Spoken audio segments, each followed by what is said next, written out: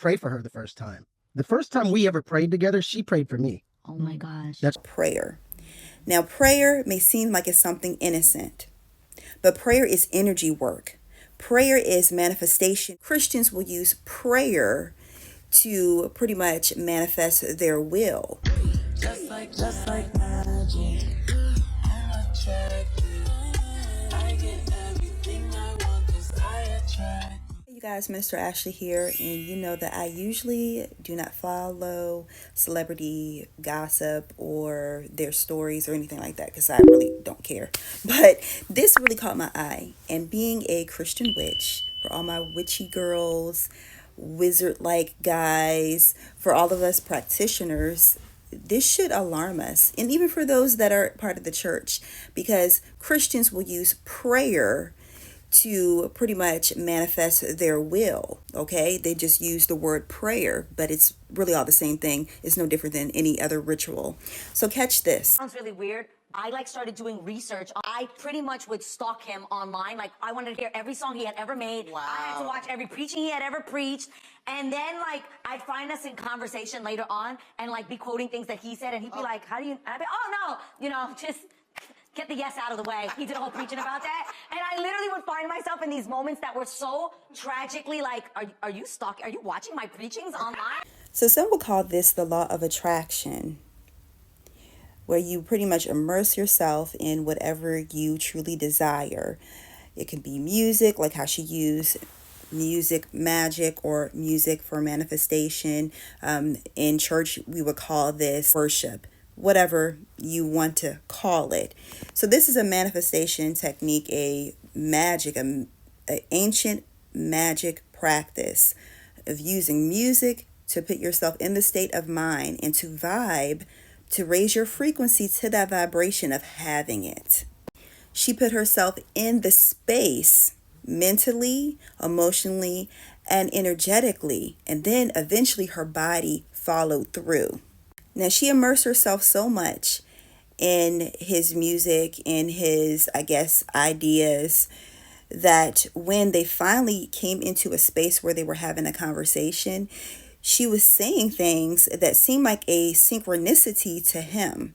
Now, on my other channel, I do talk about soul connections and twin flames. That's how I initially started that ministry, soul connections, etc. So this could be, I'm not saying anything about their personal relationship, but this could be how a karmic partner or a false, what they call false twin flame, pretty much like a karmic partner could mimic that of a soulmate or that of a twin flame.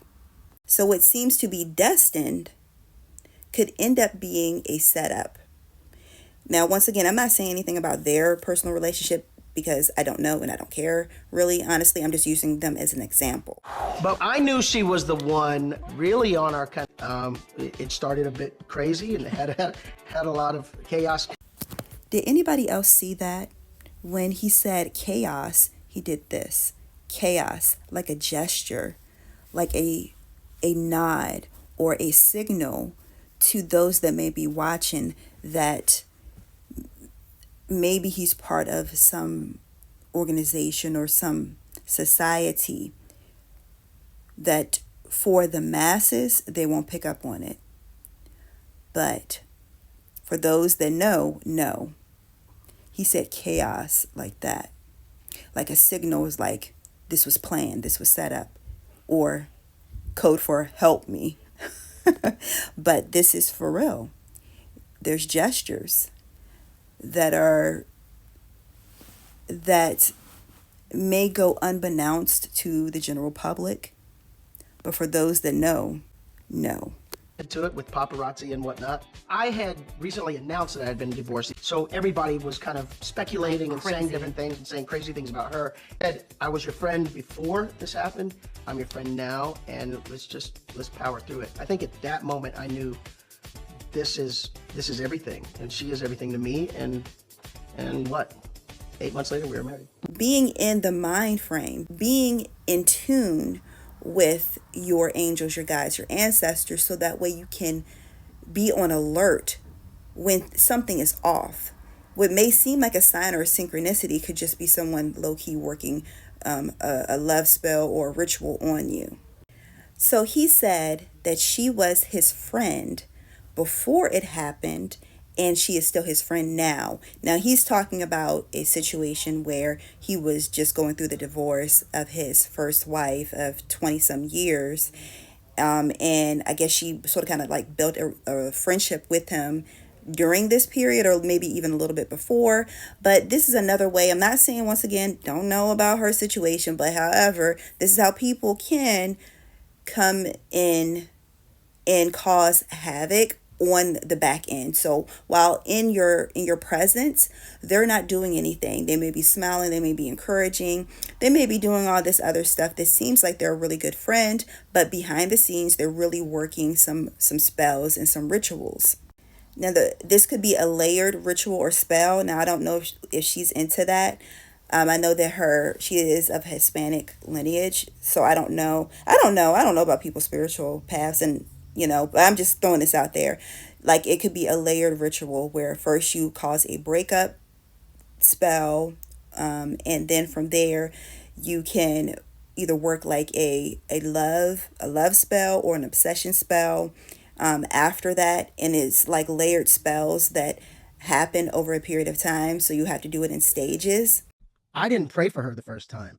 The first time we ever prayed together, she prayed for me. Oh my gosh. That's crazy. I told her, this is what's going on in my life. It's bad. Once I was pretty miserable, I remember telling her, I'm never going to get married again. I'm clearly terrible at this. I suck at this. And over, my career's over. It's where I was at. Because you're in ministry. Yes. And my livelihood was attached to whether people thought I was a Christian or not.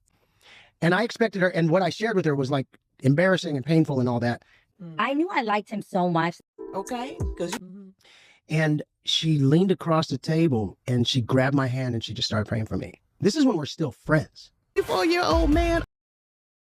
I couldn't help, but I think the more I got around her, especially in circles with friends and that sort of thing, people would tell me, hey, you're mesmerized by this woman. Boy, that don't seem strange.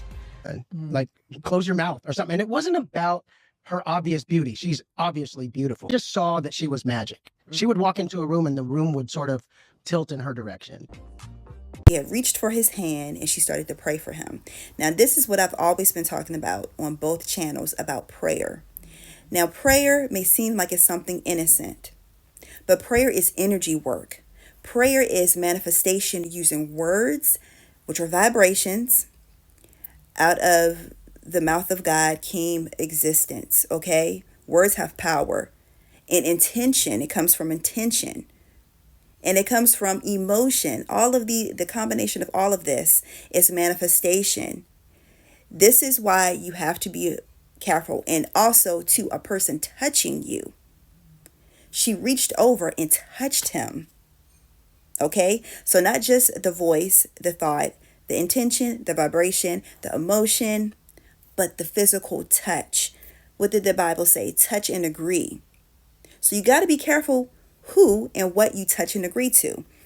You also need to be careful about putting yourself on a prayer list, signing up for email lists. I mean, all of this stuff is like energetically giving entities permission to dabble behind the scenes.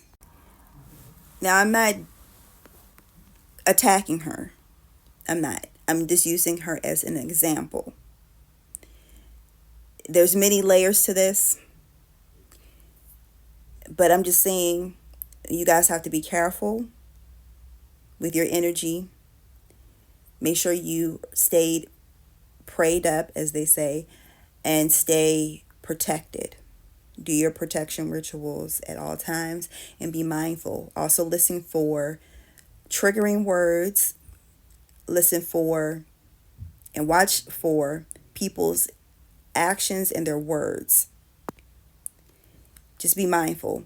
And if you are a divine feminine, as ladies, we need to definitely keep our guards up, because men are practitioners too, whether they are intentionally practicing witchcraft or not. They know how to turn on the charm. They know how to use their words, their voice, all of that. So be mindful.